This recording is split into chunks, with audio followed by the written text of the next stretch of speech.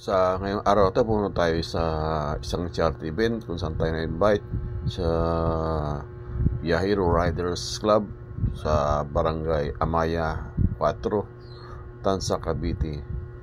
So, tara na guys.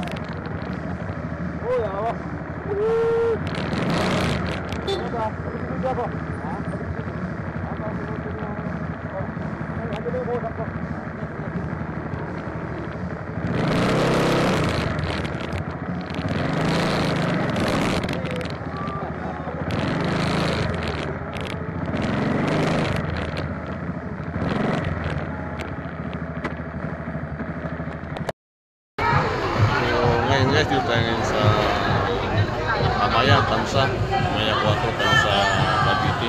Kung saan ginagawa yung charity event na Yahiro Riders Club. Next in DPI. Meron tayo isang natulungan. Kami pala, isa naman tayong natulungan. Okay.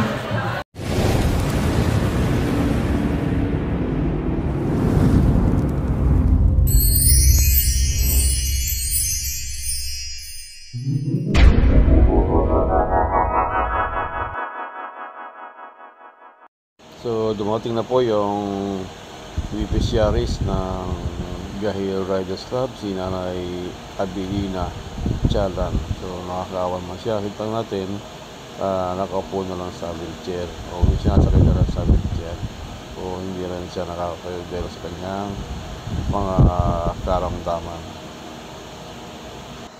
So, hindi din natin maigi at nakakaawa yung kanyang kalagayan. So, na-diagnose siya ng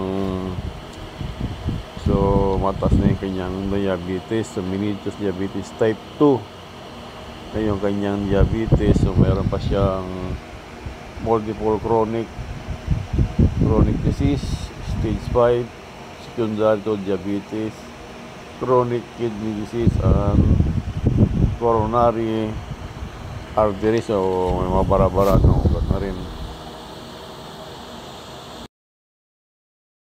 So, dito ang Istana Riders. Yung mga sisipag na nakakasama rin natin sa mga charity, ang Istana. So, dito rin si Nanay sa mga masipag na tumatakbo. Hello, Nay! Kita ulit tayo. Nakaraan, doon tayo nagkita sa Cavite City. Sipag nyo rin, ha? Anak niya ba? Mama mo pala. Si Box Sumoto. So, yun dito ating naging kasama lagi. So, last week nakasama natin sila doon sa Cavite City. So, sipag din ni Nanay. So, kasama rin si JSJ Motovlog, si Sir Job, si Sir Joseph. Bubulol ako yung bangit yung pangalan niya, yung si Chad Toro Rider, si Sir Jeff. So, marami pag iba. So, yun, dito na rin sa loob yung ating mga naging katuwang lagi. So, mga nakakasama, so, mga bagong henerasyon ng mga lead rider sa mga bata pa. Kaya nila ay natututo ng tumulong sa ating mga kapwa. from Istana. Yan. So kasama natin si Ama, yan, Sir Botchoy, si Mambel. Yan, nakakalaki ng subo. Si Ina, yun. So yung mga lagi natin nakakasama sa mga charities. Yan. So shout out sa inyong lahat.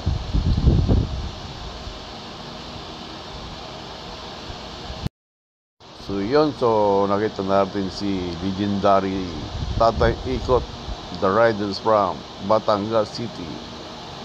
Siya na makasipag ito sa kanyang murang-murang edad na hanggang ngayon ay sumasabak pa rin sa charity. Napakasipag nito si Tatay. Ang oras siya muli sa kanila, 3:00 ng madaling araw, para makabiyahe lang dito sa Cavite. So kahit sa mga charity, kahit sa mga sulok, nandyan siya lagi. So at mga kasamang iba, so biyahe na. Pero talaga mga riders ng mga charity, drop and go. Minsan may mga iba pang mga charity event na pupuntahan. So hindi nagtatagal ang iba. So sa may mga up pa sila ng mga event, mga charities na pupuntahan.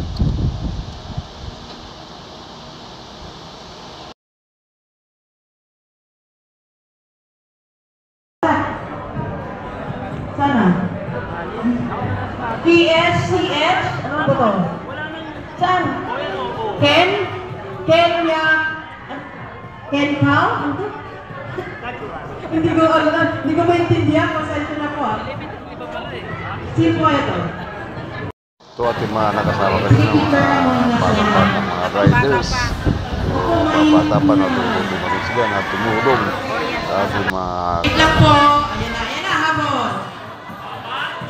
Para makauwi na si daw yung iba. Sige, okay lang yan.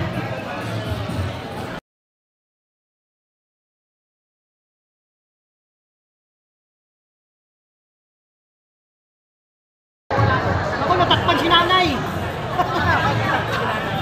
Natakpan si nanay!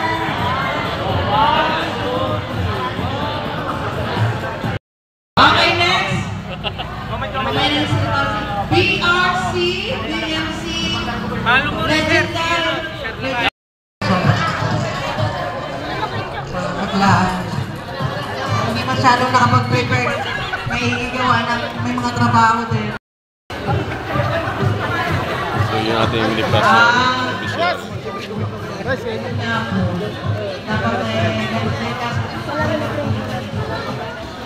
So siya ay uwi na.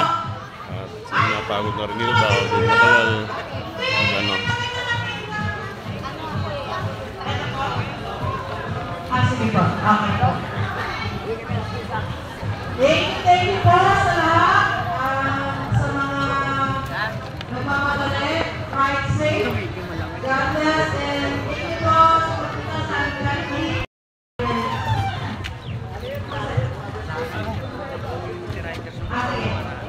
okay, next.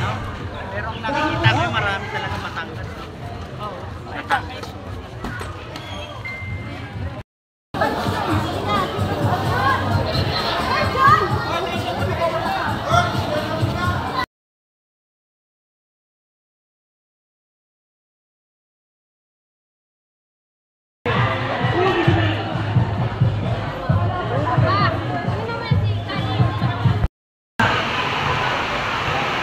Bukas na ang ulan.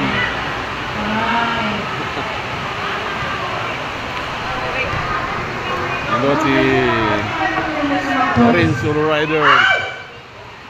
Pwede po tumawala.